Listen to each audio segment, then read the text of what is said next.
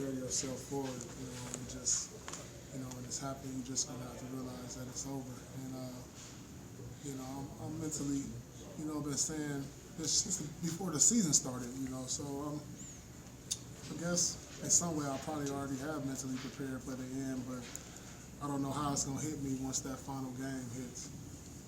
Paul. You spent a ton of time working with the young guys this year, Diamond and Bryce. I know they kind of nicknamed it Paul U. How have you embraced your role as the mentor, the elder statesman with those guys?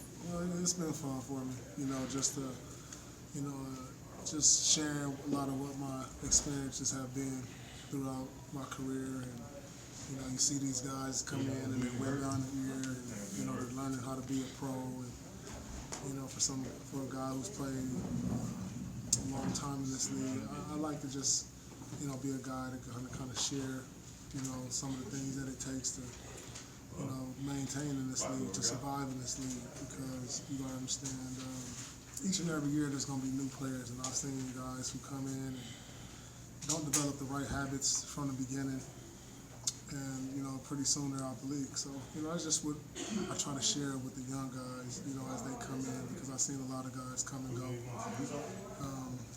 So I just try to share my experience. I try to share with them what it's going to take, to be able to maintain this league, to sustain some type of longevity, and teach them good habits. And that's some way of me giving back to the game of basketball in my final year.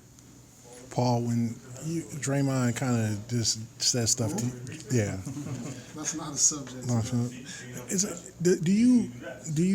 How do you feel? Is it tough to be the older, to try to relate to younger players, at least some of them, that may not have the respect or may not, have the regard for their older brethren than that used to be? I'm a different type of person. I really don't care. Yeah. Truthfully, guys respect them or not. It doesn't bother me one way or another. So as far as what he's saying and stuff, it don't bother me. Yeah. I mean, it's no different than somebody saying you're not gonna make it NBA, you're not gonna be this, you're not gonna be that, you're not. That stuff. If it bothered me, I wouldn't be the player or the person I am today. Mm-hmm. So, words don't hurt. How do you get to that point, though, Paul, where it doesn't bother you as a player to hear that or any other kind of disparaging kind of comments? I mean, that's just the way I was brought up. Like I said, to get to this league, a lot of negative things have been going my way. I'm a one in, I don't know how many millions or billion chance to make it to the league out of all the players. So, you have your fair share of criticism, and I think that's what made me who I am, just in life in general. I never let the critics get me down.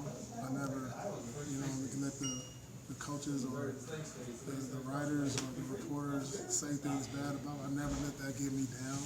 I mean, it just motivated me more. Maybe that's just the way I was brought up. Something maybe I get from my mom or brothers and just the people I was surrounded by. You come from a tough area when you grow up, you can easily get stepped on, left behind. But I think, a lot of people who are raised in my family just know that, times is going to be tough. People are going to say stuff about you, and the way you come out as a person is how you move forward. And so little things being said, little things being done don't really affect me. I have tunnel vision.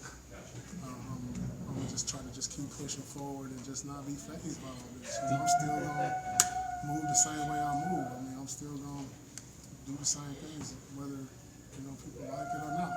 Do you see that as maybe one of the connections that you have with Isaiah Thomas, that backstory that don't really get into what critics and others say about you?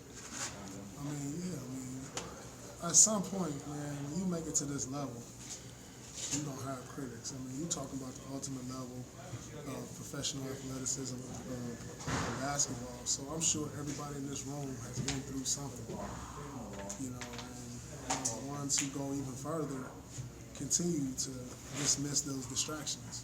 And reach a level that they, probably one day dream about it and being a superstar at this level. And so, a guy like Isaiah's had it his whole life. He's a short guy trying to play a big man's game.